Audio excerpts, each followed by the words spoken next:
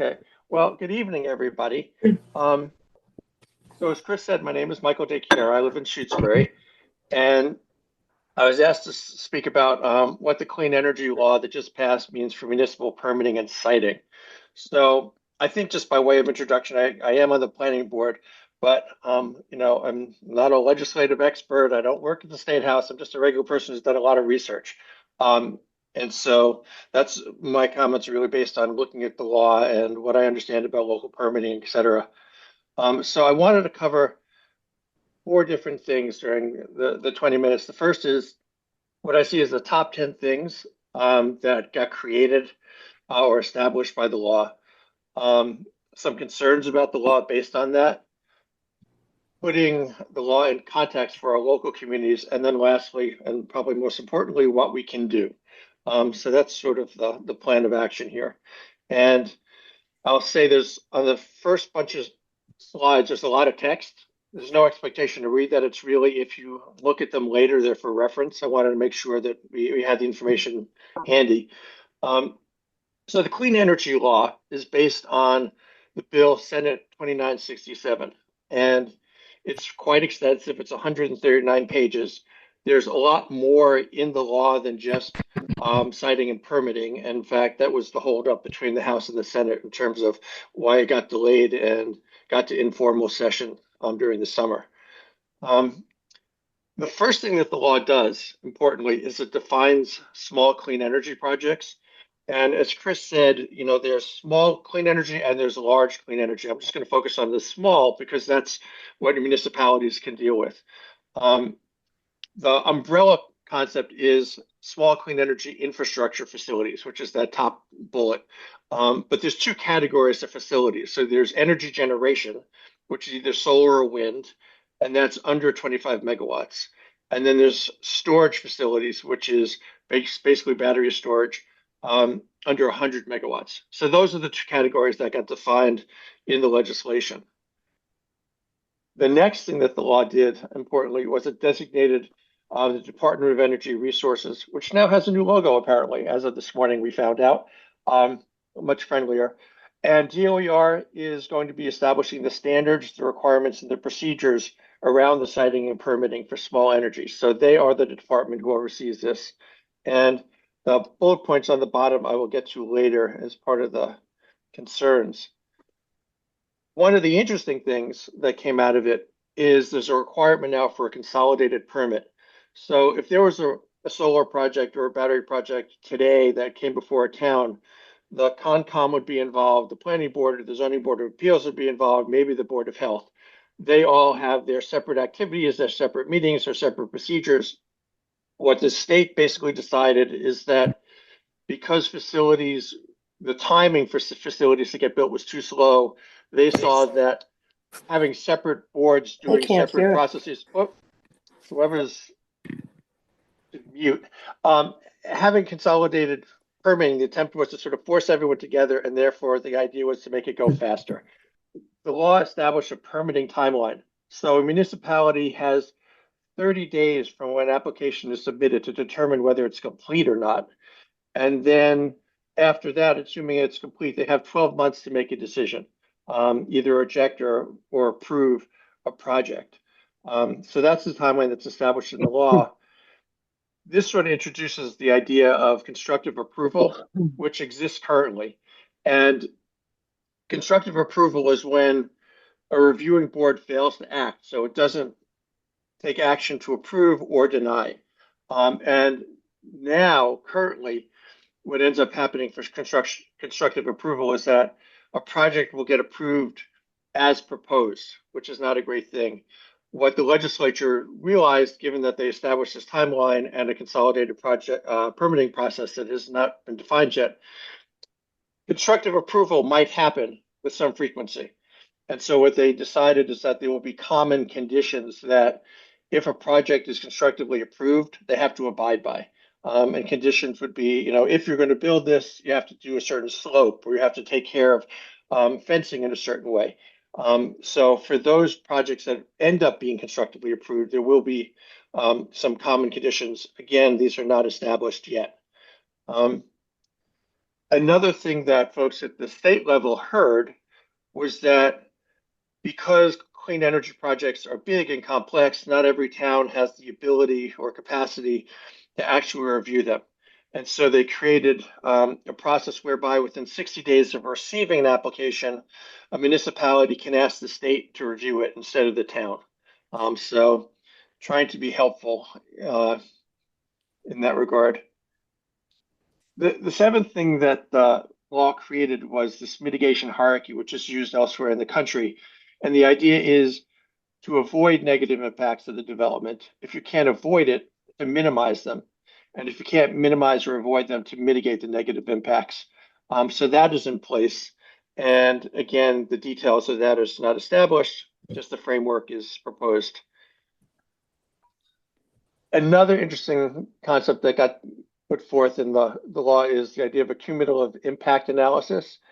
And the idea is that either for a particular geographic area, a town or a population, that there's undue burden. So, there's towns in the Commonwealth where there's a lot of solar being developed, and one would say there's been too much, there's enough, and trying to assess if there's undue burden. If there is undue burden, then there's things that have to get called out and addressed, which are in the detail below. But what this really looks like is, again, not resolved.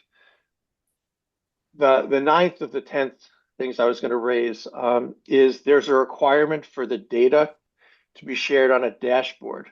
The issue is that it's only the aggregate data that's required. And the idea is to make some information available to the public, which is generally a good thing. And then the last thing is addressing the solar exemption.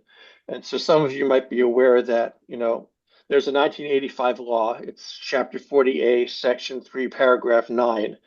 And what's ended up happening practically is that it's limited local municipalities in terms of how they can regulate solar and battery storage. And that has been the rationale, for example, why Wendell and Shutesbury's recent bylaws got denied by the Attorney General. So in the new clean energy law, what the legislature said was if municipalities follow the rules and the procedures established by the law and then the regulations subsequent developed by DOER, municipalities will be deemed to be acting in compliance with the solar exemption. So it's sort of a nod to say if you play by the rules, then you're allowed to regulate. So they saw that as a problem, and this is how they tried to address it. So that was a lot. There are, 10 things that got developed. I want to sort of shift gears and just talk about some of the concerns. So the constructive approval deadlines, I think, are too firm and too short. So as I mentioned, the consolidated permit where all the boards are going to get together and come up with a permit representing the town, it's untested. So it could easily require more time than required. Oftentimes, conservation commissions or planning boards engage consultants as experts to do further due diligence, whether it's about stormwater or wetlands delineation, et cetera, finding a consultant, determining the scope, hiring them, having them report out and make changes. All that can take more time than 12 months.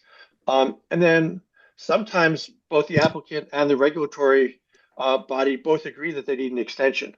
The problem is in the law is that, at least the way I read it, that it's a 12-month firm deadline, and after 12 months, it's constructively approved, even if all parties want to extend it.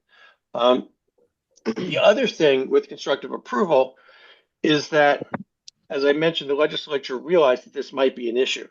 And so they came up with a process for monitoring how many projects were constructively approved, automatically approved, because the boards in the town couldn't take action in a timely basis. So DOER has to review these on a quarterly basis. And the idea is to see if over a 2-year period, 24 months, more than half of the projects are constructively approved. So, that's a reasonable thing. The problem is that they have to wait 24 months. And then if they see that more than 50% are being constructively approved, they then have 6 months to analyze and report and make recommendations. So it's a little over 2.5 years before any adjustments will be made. So 2.5 years is a long time for projects to be approved without active decision making by the municipality. And then the last thing about constructive approval is, as I mentioned, if a project is constructively approved, there's supposed to be common conditions. So the question there is, how good will these conditions be? Will they be protective the way we would want them to, or are they going to be somewhat sparse? The next thing I wanted to raise is it's again a little bit nerdy, but it's a concept of de novo review. And what that basically means is looking at a case as if it hasn't been heard before. And the reason that's important is that 30 days after, so if a town makes a decision through their consolidated permit process, the applicant has 30 days to ask for an appeal and a review by the state agency. And the issue is that the state agency is not going to take any of the information from the town's review into consideration. They start new, de novo. So it's as if they're seeing it for the first time. The four things that I think are problematic about that: it doesn't use the information that's gathered locally. So all the due diligence, all the plans, all the notes from the meetings, not included in the state appeal. It's probably going to be more expensive because the state's going to be doing the same stuff that the municipality did, redoing the process. On a very practical level, I think it's a slap in the face to local officials who probably spent a better part of a year and many, many hours in meetings reviewing documents, most of us volunteers. And then the last thing is that the appeal is made by one person who's the director of the facility siting board. That person most likely has never been to whatever town it is. So they're just doing a paper review. Shifting gears a bunch, as I mentioned earlier, the law requires aggregate data. So, what really would be helpful is project level data to be able to look at the projects and the details of a project, what the plans are, what the timelines, lots of information that the public would want to know. Aggregate data is helpful, but it doesn't really help you on the ground understanding what's happening in your community. The mitigation hierarchy, for the most part, is good, but the thing that's interesting is there's no guidance about that, and so oftentimes, these projects are developed to make money for the developers, and you can imagine a developer saying, "We have to do this design because if we don't do it this way, we won't make the money that we need to, and therefore the investment is not worthwhile." And the question would be, is that argument sufficient to say that you would not avoid negative impacts or minimize negative impacts? Is that a legitimate reason for designing it? And they're saying, in order to make the level of profit we need to do this project, we will just mitigate, which I can imagine be an argument being made. So that needs to get clarified. And then the last concern I have is there's a lack of focus on rural, since most of this development is happening in central and western Mass. So the law does create an Office of Environmental Justice, which is fantastic. And that's going to focus on enforcing environmental justice principles, but there's no equivalent for rural. So there's no way to sort of look through a lens of rural issues. So that was a lot. And just sort of stepping back to put it in context, this is the third thing I wanted to talk about. So you see from this picture, the law goes into effect on March 1st, 2026, which is 15 months from now. So between today and 15 months from now, on March 1st, 2026, nothing is changing. And municipalities are just as vulnerable now as they will be in 12 months up to 15 months. After it goes into effect, it really depends on the regulations that are getting developed. But that is the marker. Between now and March 1st, 2026, nothing is really going to change in terms of protective vulnerabilities for municipalities. And just to break it down a little bit more, what that means is the solar exemption is still in place. So municipalities can't unreasonably regulate solar and by extension batteries according to the Attorney General, which means that local bylaws will continue to be denied. And then although the smart regulations are in the works in terms of getting a 3.0 version, they're not in place yet. So all those taken together, there's still vulnerability for municipalities around these projects. Starting March 2026, it really depends. It depends on the regulations, both of DOER and the Facility Siting Board, and then the smart regs. And this gets to the heart of the question I think everyone wants to know is, do municipalities retain or lose their ability to permit locally? And the answer really is yes and no. So municipalities, according to the law, are going to retain the ability to permit solar and wind under 25 megawatts and energy storage under 100 megawatts. So we will be able to continue to permit. And the law doesn't invalidate local bylaws, assuming they don't conflict with the new regulations by DOER. So it's not like they're saying we're striking all your bylaws. It's just that if there's a bylaw and then it conflicts with the regulations in the future, those bylaws will not be in effect. Where municipalities lose some of the permitting power is that the standards that are going to be developed will be for the entire state and developed by DOER. So if a municipality has a sense that this is how they want to regulate, if it has to be within the lines of what DOER says is approval. And if you remember, with solar exemption, the idea was municipalities have to buy into those regulations to be considered complying with the solar exemption. And then the other one, although this is not explicit, the appeal process. Basically, you can go through your year review, have your consolidated process, do all your fact finding, and within 60 days of a decision by a town, you can get appealed to the state. So, an appeal process is reasonable, but it all depends on what the specifics of them are. So I'm going to end up with just three things about what I think we can do, and it really comes up to speaking up and getting people's voices heard. The first one is making sure that the DOER standards work well. So the four things that are required in the law for DOER in terms of standards, they have to develop standards for public health, safety, environment, and additional criteria. There's going to be a common application. So unlike today, where say a solar facility will apply to a town using whatever the town's application is, there will be an application that everybody who's developing solar or wind or battery sites has to use. And so making that application good is important for all of the municipalities. There's this concept of uniform pre-filing requirements. So does a developer have to do public meetings? Do they have to do community outreach? What kind of responsiveness to community requests do they have to have? Making sure that those are meaningful is really important. And then lastly, site suitability standards, which is really a lot of what's in place. So what is good siting mean? That's up for DOER to determine. And that's where a lot of the discussion has been. So, near water, not near water, on slopes, not on slopes, in forest, not in forest, that kind of thing. Really important. The smart regs, also, like was mentioned earlier before we started, DOER had a meeting this morning where they rolled out a new mitigation framework. So right now we're the DOER is in the process of upgrading their smart regulations to what has been called 3.0. And so what they said is the draft regulations are expected at the beginning of 2025, so probably next month or 2 months from now.